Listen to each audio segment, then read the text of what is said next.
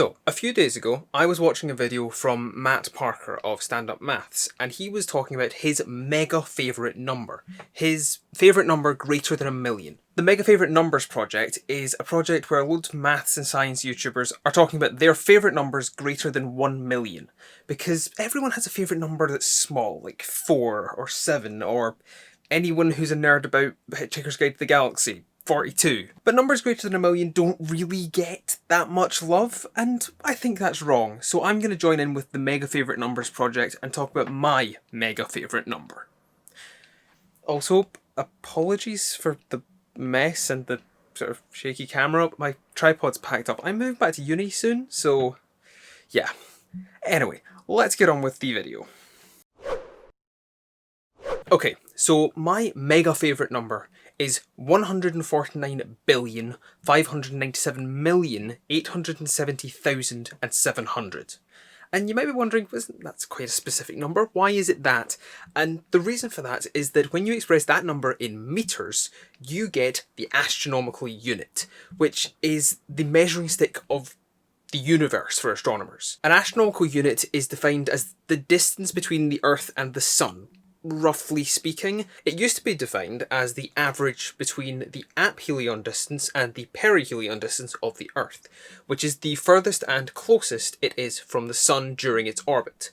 Because the Earth's orbit is not a circle, it's an ellipse, like all the other planets. But the Earth's orbital ellipse, it's not constant. It changes over time as the Sun loses mass through methods such as the solar wind or coronal mass ejection. Because of this, back in 2012, the International Astronomical Union decided that they would tie the astronomical unit constant to another constant, an SI unit constant, the metre. So back in 2012, the astronomical unit was set to be 149,597,870,700 metres. So that means that if the metre changes, since it's tied to a physical thing, then so does the astronomical unit. So yeah, it's not tied to, well, reality really. It's close, but it's not 100% accurate. So why do I like the astronomical unit? Well, the reason for that is that it also defines our other measuring stick for the universe, the parsec, which is not a unit of time, it is a unit of distance. I'm sorry, Han Solo, it just is, and no, I am not going to accept the retcon from Solo. That movie does not get to retcon this. Anyway, a parsec is the distance defined by a triangle. See, we're back to maths. In astronomy, we use angles called arcseconds, rather than using degrees or radians, because the angles we deal with a lot of the time are extremely small.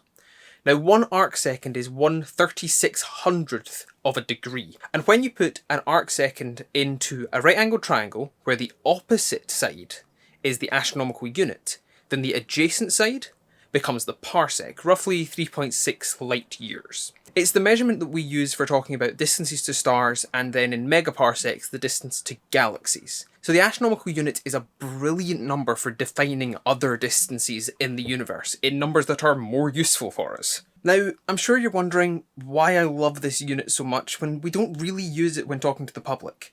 When astronomers talk to the public, we talk about miles or kilometres, or even just the amount of time it takes light to go from A to B.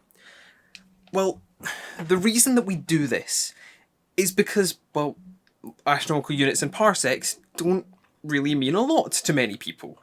They mean a lot to astronomers, but they don't mean much to normal people. Saying that the moon is 250,000 miles away makes a lot more sense than saying Mars is 0.52 astronomical units further out from the sun than Earth is.